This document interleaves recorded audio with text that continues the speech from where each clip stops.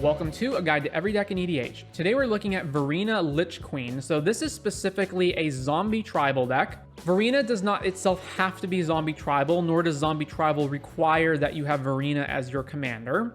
But I picked Varina specifically because Varina is all three Esper colors, which is the zombie colors. So this lets you play the maximum amount of cards that are relevant for zombie tribal. Although you could eliminate white and pick a Dimir commander instead, but for right now we're doing Varina. Varina also has a number of combos that go with it. So what does Varina do?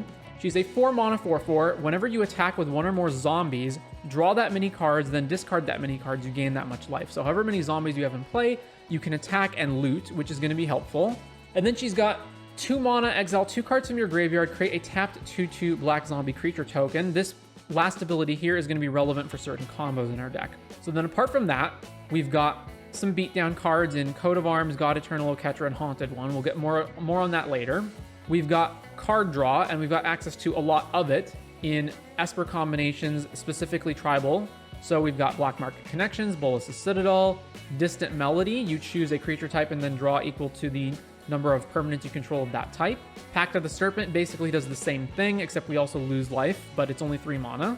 We've got Esper Sentinel, we've got God Eternal Bontu, Graveborn Muse, Kindred Discovery. Choose a creature type. Whenever a creature enters the battlefield with that type, draw a card, or attacks, draw a card. Midnight Reaper, Mystic Remora, Necropotence, Rhystic Study, Skull Clamp. We're going to be making lots of creatures, including lots of creatures that we want to die, so Skull Clamp's going to be perfect for this deck. Titan of Litjara, Undead Augur, Vanquisher's Banner, Willhalt the Rock Cleaver, and Yawgmoth. So specifically, Vanquisher's Banner is creatures you control of the chosen type get +1, and whenever you cast a creature spell of the chosen type, draw a card. So then specifically talking about the zombie cards that do things here, we've got Crypt Breaker, which has an ability up here to discard a card to make a zombie, but that part's not really that relevant. The main relevant part is tap 3 untap zombies you control, you draw a card and you lose a life. God Eternal Bontu is as it enters, or when it enters, you can sack any number of other permanents and draw that many cards. Graveborn Muse is on upkeep, you draw X and lose X, where X is your zombie count. It itself is a zombie, so you'll always at minimum draw 1 card, but then you'll draw more cards depending on how many zombies you have. Midnight Reaper, whenever a non-token creature you control dies, deal 1 damage to you and you draw a card. Similarly, Undead Augur, whenever it or a zombie you control dies, you draw a card and lose 1. Titan of Litjara is as it enters, you choose a creature type, so zombie, it enters as a zombie, and then whenever it enters or attacks, you may draw a card for each other creature you control that shares a creature type with it. If you do, discard a card. So you only discard 1 card, regardless of how many cards you draw off of it. Willhalt the Rock Cleaver is whenever another zombie enters, or whenever another zombie dies, if it didn't have Decayed, you create a 2/2 with Decayed. And then on end step, you can sack a zombie if you do draw a card. So this is going to be another way to draw a card every turn, or just make more zombies. And then, of course, Yawgmoth. We're making lots of zombie tokens, so it's going to be easy enough to have extra fodder for Yawgmoth. And then Yawgmoth will also be involved in certain combos. Now, skipping over the combos for now, we've got Fast Mana, Dark Ritual, Jeweled Lotus, Culling the Weak, bunch of Esper lands, including Nykthos, because we're going to have a fairly sizable amount of black permanents in play, given how many zombies we're creating. And of course, we've got Urborg, Cabal Coffers, and Phyrexian Tower here just to be a way to sack stuff to generate double black. We also have Field of the Dead, so when we get later on in the game, we can start making zombie tokens off of our lands. We've got a little bit of ramp, including Bontu's Monument and Urza's Incubator. So make zombies cost 2 less, make black creatures cost 2 less, and whenever you cast a creature spell, drain 1. And then we've got some reanimation, so Balfour the Defiled is a zombie. We can pay triple black and exile it. Each player, so that's each player, not just you, reanimates all of their black and red creatures. Living Death, eat all the creatures that are in play, bring back all of the creatures that are dead. Zombie Apocalypse, return all zombie creatures from your graveyard to the battlefield. We could also play Patriarch's Bidding if we wanted to. I just don't happen to have it in this version. And then Sweepers, so this is somewhat relevant. We've got Grave Pact. Whenever a creature you control dies, each other player sacks a creature. So not exactly a sweeper, but we've got lots of sack effects in the deck, like Yawgmoth, for example. So this is a way, and we're generating tons of like zombie tokens and whatnot. So this is a way to keep all of our opponent's creatures down, since we're going to be sacking stuff anyway. There's also Noxious Ghoul. Whenever Noxious Ghoul or another zombie enters the battlefield, all non-zombies get -1. And Ravenous Rotbelly is a 5 mana 4/5. When it enters the battlefield, you can sack up to 3 zombies, and when you sack 1 or more zombies, each opponent sacks that many creatures. And then, of course, we're black, so here's a bunch of tutors, including Diabolic Intent and Beseech the Mirror.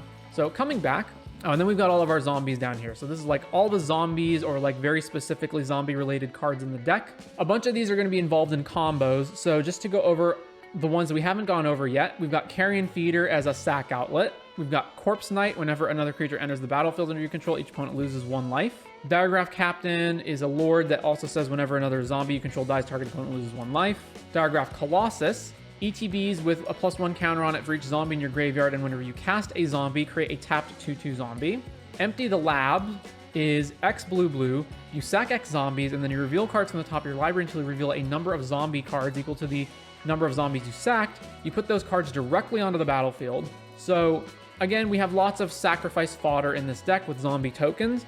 So we can use those tokens and then pay X, and we can essentially Indomitable Creativity zombies into play based on how many we sacrifice. God Eternal Oketra makes 4/4 zombies whenever we cast a creature spell. Gravecrawler, you can cast it from your graveyard as long as you control another zombie. Integral into a number of combos. Headless Rider, whenever it or another non-token zombie dies, create a token zombie. Mikaeus is other non-human creatures get +1 and have Undying. Necro Duality, whenever a non-token zombie enters, create a token that's a copy of it. Rooftop Storm, you can cast zombies for 0. So those are our zombie cards. There are, of course, plenty of zombie cards that we are not playing that we could play. For example, there's like Wayward, I forget what the card's called, but it's another card that's like Corpse Knight. I figure Corpse Knight is better because it's on anything entering, whereas the Wayward Zombie is only on zombies entering. But you could play it in addition to that if you wanted to. So what are the combos? Well, there's a lot of them, and a lot of them double up with other things that they're doing. So first of all, non-zombie combos are, we've got Consul Oracle. I mean, we're in Dimir colors, why not play Consul Oracle? We've also got Anointed Procession and Mondrak to double up on the amount of tokens that are created, and we've got Altar of Dementia, Ashnod's Altar, Phyrexian Altar as ways to sack creatures, although we also have Carrion Feeder. Zulaport Cutthroat is another one. Yawgmoth's going to be involved in certain combos. We've got Pitiless Plunderer. The cards that you see here are not the extent of all the combos in the deck. There's a lot of them. If I included every single card that could potentially be a combo piece in here, it would be like 30 or 40 cards. So primarily, what are we doing? Well, first of all, there's the combos that go off with Varina. So remember, 2 mana, exile 2 cards from your graveyard, create a tapped 2/2 black zombie token. So if we have either of the token increasing cards, so Anointed Procession or Mondrak, that means that every time that we would create a zombie token, we make 2 zombie tokens. So if we've got Altar of Dementia plus Ashnod's Altar, we can make 2 zombies. We can use Ashnod's Altar to sack one of the zombies to make 2 mana, and then Altar of Dementia to sack the other zombie to mill 2 cards into our graveyard. So that allows us to mill over our entire deck with Varina. And then once our whole deck is milled over, we can, of course, maybe reanimate Thassa's Oracle or just play a Thassa's Oracle, etc. If we have multiple, both Anointed and Mondrak in play, we, of course, make more. Then there's other cards that, increase the number of zombies. If we have other things like Pitiless Plunderer in play, we make treasures when we sack the zombies. If we have Phyrexian Altar in addition, we can filter into other colors. So there's lots of ways to do that. Gravecrawler, of course, comes back from our graveyard. So once again, if we've got Phyrexian Altar plus Gravecrawler plus another zombie in play, we can cast Gravecrawler infinitely, which triggers on anything that triggers when we have a creature die, such as Zulaport Cutthroat to kill our opponent. Of course, we have other ways of doubling up on things. So for example, Mikaeus, adding Undying to the mix. Haunted One is whenever this creature so this is commander creatures you own have. So if we have Varina, it gives Varina this ability. Whenever this creature becomes tapped, it and other creatures you control that share a creature type with it each get +2/0 and gain Undying until end of turn. So it's not only a way to buff our team, but it's a way to basically have Mikaeus' ability. So these are more ways that combo. Grey Merchant, of course, can just come down, trigger.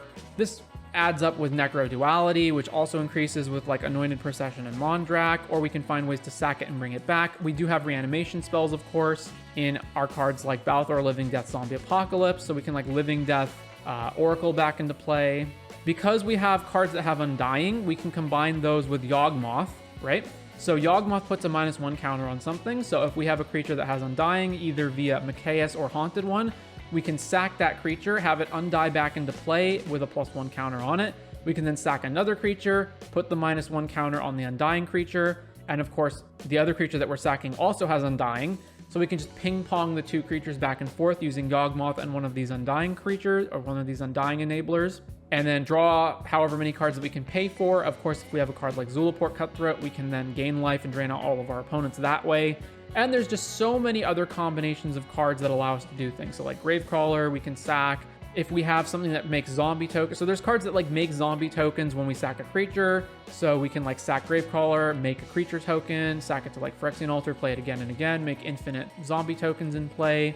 So some of the cards that are relevant for this are like Midnight Reaper and Undead Augur trigger when we have creatures die to draw a card, which combos with all of that stuff. Wilhelt means that we make a decay zombie whenever we have a creature die. So like if we have Gravecrawler die, for example, we sack it to Phyrexian Altar, we make a decay zombie, then we just cast Gravecrawler again, then we sack the Gravecrawler Phyrexian Altar, it triggers Wilhelt, we make another decay zombie, so we can make infinite zombie tokens and then kill our opponents with the zombie tokens. Kindred Discover, similarly, whenever a creature enters the battlefield of the chosen type, we draw a card, so that'll work similarly to Midnight Reaper and Undead Augur. We can Skull Clamp our stuff to draw more cards. We can sack our entire board using the various sack effects that we have and then bring them all back with one of our mass reanimation spells. Especially good with Living Death to kill all of our opponent's stuff while bringing all of our stuff back. Of course, anything that we're using to sack creatures also works with Grave Pact by making our opponents sack their creatures. If we have zombies that are continuously entering the battlefield, Noxious Ghoul will keep triggering, killing all of our opponent's creatures. We can use Carrion Feeder as one of our sack outlets. Corpse Knight also will trigger whenever we have another creature enter the battlefield. So for example, if we have Phyrexian Altar plus Gravecrawler, we can keep casting Gravecrawler over and over, draining our opponents out using the Corpse Knight. Diregraph Captain will do the same thing. Diregraph Colossus will also trigger when we cast Gravecrawler or any other zombie to make a 2/2 zombie token, so that also goes, as does the Headless Rider. Whenever a zombie dies, we make another zombie, so if we have Gravecrawler, we make another zombie. But it's not just Gravecrawler, there's other zombies that we can combo with. God Eternal Oketra, we are casting the Gravecrawler, meaning we get to trigger Oketra and make 4/4 zombies. Necro Duality makes copies of tokens, or copies of non-tokens rather, so if we're like casting Gravecrawler, we get to make a copy of Gravecrawler that's a token Gravecrawler, and then we can sack that Gravecrawler. So there's just lots and lots of ways to combo here. There's ways to get more mana than we're spending. So for example, let's say we don't have Phyrexian Altar, but we have Gravecrawler, but we have, Carrion Feeder or Altar of Dementia or some other sack outlet, right? Well, Rooftop Storm makes Gravecrawler 0 to cast. So like, let's say we have Altar of Dementia, Gravecrawler, and a zombie and Rooftop Storm. We get to cast Gravecrawler for free, sack it to Altar of Dementia, mill an opponent. We recast Gravecrawler for free, sack it to Altar of Dementia, mill an opponent. So there's tons and tons and tons and tons of combos in the deck that we can enable. Some of them are straight up infinite, others are just value based. Some kill our opponents on the spot, others don't. They just make like infinite tokens and then we have to wait a turn to attack them. Pitiless Plunderer, making a treasure token whenever we lose a creature, is also relevant for a lot of these combos. I'm not going to get into exactly every single combination because there's like 100 different ones, but I think you get the idea. So Varina is either its own combo piece via the second ability, or it's just a way to filter through tons of cards using the first ability and zombie tokens. We also have lots and lots of combos that we can get to, some of which are zombie-based, some of which are not zombie-based, some of which care about Varina, some of which care about death triggers or extra tokens or having certain things in play, etc., etc. We've got tons and tons of card draw to find stuff even outside of Varina's looting, or we can just go the straight up beatdown route with Coat of Arms, God Eternal Oketra, etc., just Haunted One, making our creature board huge and attacking our opponents to death. We can also drain out opponents using Bontu's Monument. That's another combo piece. Like, there's so many ways. Attrition our opponents out by eating all their creatures using these sweeper type effects or these like mass reanimation spells. So many ways of winning. And that is Varina Lich Queen. Now the main thing is that, just like one more addendum, the white is the least relevant color here. And if you actually look through the deck, how many white cards are there? So if we sort it by color, there's only 5 white cards in this entire deck, and Anointed Procession and Mondrak are mostly here just to be combo pieces with Varina, although they have some other use besides that, but they're mostly here to be combo pieces of Varina. And then that just leaves Enlightened Tutor, Esper Sentinel, and God Eternal Oketra, which are by no means absolutely necessary for the deck. And there's also Corpse Knight as a multicolor white card. So outside of those cards, like if you wanted to make a Dimir version of the deck, you easily could. It would also cut down on the cost of the mana base if you don't want to proxy and you're budget conscious, because it means then you don't need to play as many fetch lands, you don't need to play the white duels. So it would be a cheaper version of the deck if you just wanted to strictly restrict it to Dimir colors. If you do want to make a zombie tribal deck in Dimir colors, I would recommend Wilhult as a good commander to enable things with that, since it is a card draw spell from the command zone that also makes zombie tokens and can be a combo outlet as well because of that zombie token ability. But outside of that, if budget is not an issue and you do want to play the full 3 colors to get absolutely every single piece, that is Varina Lich Queen.